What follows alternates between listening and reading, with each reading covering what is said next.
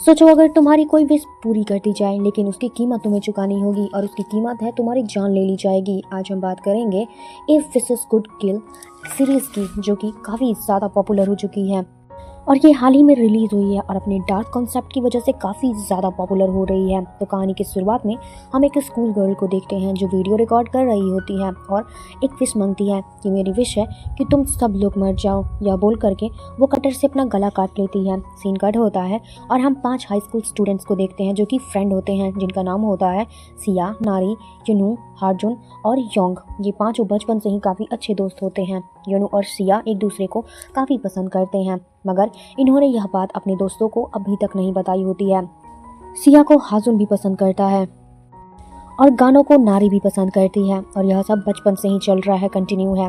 Okay, तो हम लोग अब क्लासरूम में आते हैं और बात करते हैं योंग को, जो कि बताता है कि सिया और गानो एक दूसरे को डेट कर रहे हैं। यह बात वो जाके हाजुन को बताने ही वाला था कि तभी क्लासरूम में टीचर की एंट्री होती है और एग्जाम के 2 टॉपर्स को अनाउंस किया जाता है, जिसमें से पहला नाम तो सभी को पता था कि हाजुन ही है, वाकई में भी था और वो बचपन से ही काफ़ी ज़्यादा स्मार्ट था। और अब हम दूसरा नाम अनाउंस करने जा रहे हैं, जिसका नाम होता है योंगबुक।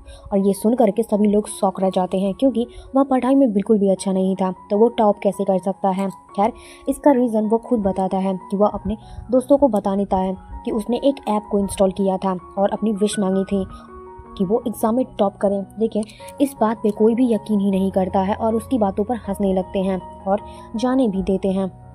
लेकिन वो सिया को रोक कर प्रूफ भी दिखाने जा रहा था कि तभी उसके फ़ोन में एक तरह का टाइमर सेटिंग स्टार्ट हो जाता है। और अब किस तरह का ये टाइमर था और 0 होने पर क्या होगा यह हमें आगे पता चलेगा। तभी हमें जंगलों में से एक औरत जिसका नाम था हिटसल और उसे दिखाया जाता है, जो एक शामन थी, यानी तंत्र मंत्र किया करती थी। और में एक वाइट स्नेक भी वहाँ पर होता है और उसकी हरकतों को देखकर हिटर समझ जाती है कि कुछ होने वाला है, कुछ अनहोनी होने वाला है। वहीं दूसरी तरफ गंजू और सिया लॉन्ग जंपिंग कर रहे होते हैं।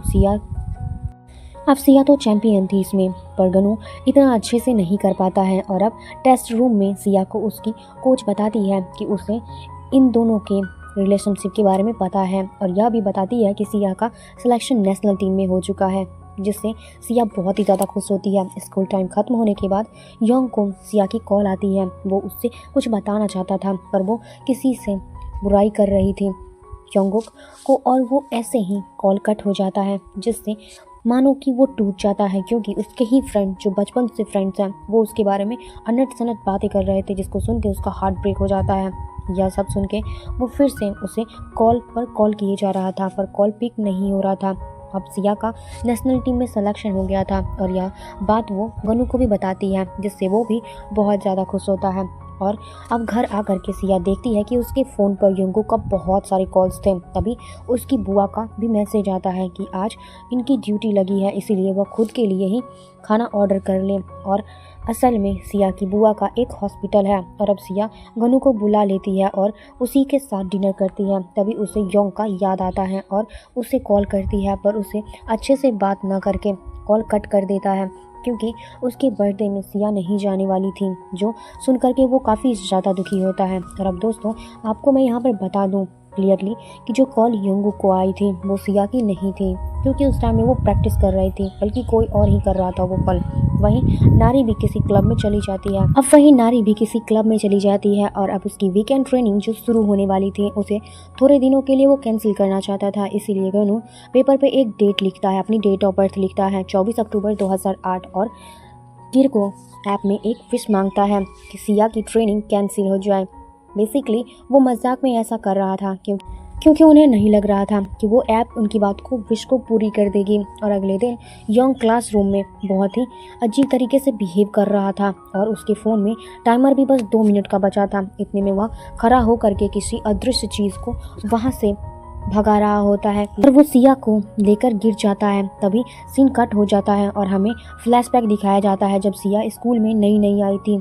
बच्चे उसके बारे में अजीब अजीब बातें कर रहे थे कि उसके मॉम डैड ने सुसाइड कर लिया था, यहाँ तक कि उसी ने अपने पेरेंट्स को मारा होगा। लेकिन इन सब को इग्नोर करके उसके दोस्त बने ये 4 लोग और तब से ही ये लोग बहुत अच्छे दोस्त हैं, स्पेशली योंगुक जो आज खुद की अपनी ही जान ले लिया है। कटर से काट करके अपना गला काट लेता है और इस टाइमर 0 हो जाता है जब वो अपना गला काट लेता है। और हमें पता चलता है कि टाइमर 0 होने पर क्या होगा, यानी कि टाइमर ख़त्म तो इंसान की जीवन ख़त्म। और अब सिया प्रैक्टिस एरिया में जाती है जहाँ उसकी कोच उससे पूछती है उस इंसिडेंट के बारे में कि क्या वो ठीक है, और यह भी कहती है कि उसकी ट्रेनिंग कैंसिल हो जाएगी, वो रेस्ट करे। तभी सिया को रियलाइज़ होता है कि उन्होंने ये विश मांगी थी कि उसकी ट्रेनिंग एक हफ्ते कैंसिल हो जाए, इसीलिए उससे कुछ ना हो जाए। इसीलिए वो कोच को कहने लगती है कि वह ट्रेनिंग कैंसिल ना करें। लेकिन तभी उनके बीच में ऊपर से कुछ गिरता है जो काफ़ी ज़्यादा भयानक दृश्य लग रहा था, जिसका मतलब था कि अगर किसी ने विश को पूरे होने से रोका तो उसकी जान को भी खतरा होगा। और अब सिया वहाँ समझ चुकी थी कि ये टाइमर कोई मामूली टाइमर नहीं है, ये ऐप बहुत ही ज़्यादा खतरनाक है।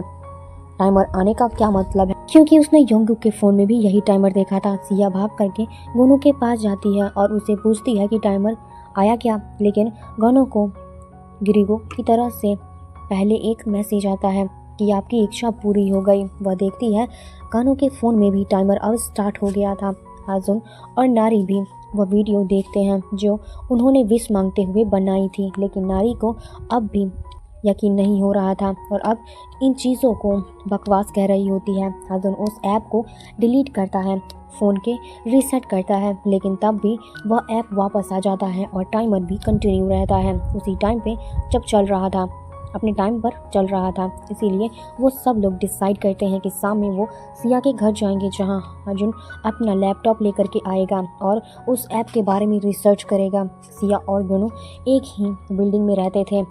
घर पहुंच करके गनु को सिया की कॉल आती है, ठीक वैसे ही जैसे योंगू को आई थी। वो कॉल पे कॉल किए जा रहा था, उसका मजाक उड़ा रहे थे क्योंकि वही बिल्डिंग में रहती थी। दोनों भाग करके सिया को वो कॉल सुनाता है, मगर तब तक कॉल कट हो जाता है क्योंकि उस ऐप ने सिया की आवाज़ सुन ली थी। शाम को वो लोग भी आ जाते हैं और हाजुन इस ऐप के बारे में चेक कर रहा होता है। तभी नारी नोटिस करती है कि गनु को कुछ हो रहा है, उसकी एक आंख लाल हो चुकी है और वो अपनी आंखों को मलता जा रहा है और इतना तेज कि वह लाल हो गया है और खून निकलने वाला है।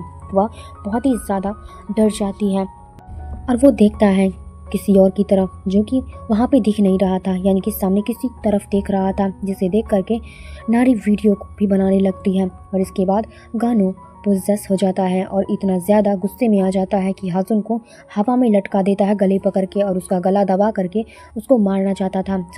और सब लोग बहुत पैनिक हो जाते हैं और इसी में जल्दी से सिया एम्बुलेंस को कॉल करके बुलाती है और हाजुन को बचाने के लिए सिया गानों के सिर पर लैपटॉप पे मारती है, जिससे वह बेहोश हो जाता है और अब सर से काफ़ी ज़्यादा खून बहता है और सिया की बुआ की हॉस्पिटल में उसको ले जाया जाता है, एडमिट करवाया जाता है। सिया भी एडमिट थी और गानों की हालत तो क्रिटिकल थी और अब वही नारी भी थी, इसीलिए वह सिया से कहती है कि अगर उसे कुछ चाहिए तो वो बोल दे। सिया कहती है कि नारी का बैग तो वहीं होगा, इसीलिए अपने घर का लॉक बता देती है और बोलती है कि कभी भी जा करके ले सकती हो। उसका पासवर्ड था उसकी डेट ऑफ बर्थ। और अब दूसरी तरफ उसी औरत का कॉल आता है हाजुन को, जो कि उसकी बड़ी बहन थी, जो उससे बताती है जिसने तुम्हारी जान बचाई है, सिया उसकी जान खतरे में है। हाजुन जल्दी से सिया को हॉस्पिटल देखने जाता है, लेकिन तब तक बहुत देर हो चुकी थी क्योंकि सिया गिरिगो ऐप पे विश मांग चुकी थी, जो यह था कि वह गानों को जल्दी से ठीक कर दे क्योंकि उसकी हालत बहुत ही ज़्यादा क्रिटिकल थी। जैसा वह पहले था वैसे ही हो जाए। वो विश करती है, विश मांगती है। वह मरने ही वाला था लेकिन उसकी जान सिया बचा लेती है। लेकिन तभी सिया का टाइमर स्टार्ट हो जाता है, यानी कि अब वो भी मर जाएगी टाइमर ख़त्म होने पर। और नारी जाती है सिया के घर पे और गनु के फ़ोन का टाइमर देखती है जो रुक चुका था, लेकिन उसके पास एक और टाइमर चल रहा था। और अब यह फ़ोन किसका है और नारी के पास क्या कर रहा है यह हमें आगे पता चलेगा। तभी दूसरे फ़ोन का टाइमर भी रुक जाता है और अब ऐसा कैसे हो सकता है, टाइमर के रुकने की क्या वजह थी। खैर अब हाजुन सिया को अपनी दीदी के पास ले जाता है और इन सब में मदद करने के लिए कहता है। वह जंगल से होते हुए जाता है लेकिन बीच में ही रास्ता बंद हो जाता है, इसीलिए आगे उन्हें पैदल ही जाना पड़ता है और वो एक दरवाजे पर पहुंच जाते हैं जहां हिट सेल रहती है। लेकिन वहीं खड़े होकर के पहले हाजुन सिया को सबसे पहले यह बताता है कि यहाँ एक आदमी रहता है, यानी कि रखवाली करता है, और जब भी मैं आता हूँ वो मुझे जाने नहीं देता है, अपनी बहन से मिलने भी नहीं देता है और बुलाता भी नहीं है मिलने के लिए। मुझे क्या कह के बुलाता है। तब तक दरवाज़ा खुलता है और वही आदमी हाजुन को साले साहब कहकर बुलाता है, और आदमी का नाम होता है बांगुल। यह हिटर्स का फैन होता है और इस बार वो उन्हें अंदर आने देता है। तभी सिया को गानों की कॉल आती है, कहता है कि तुम कहाँ हो और मुझसे मिलने के लिए क्यों नहीं आई। अब मैं रिकवर हो चुका हूँ, इसलिए आओ मुझसे मिलने या फिर मुझे बताओ। तो उसे 3 दरवाजे पार करने को कहती है, वो भी बिना पीछे देखे। अगर उसने पीछे देखा तो वह भी पीछे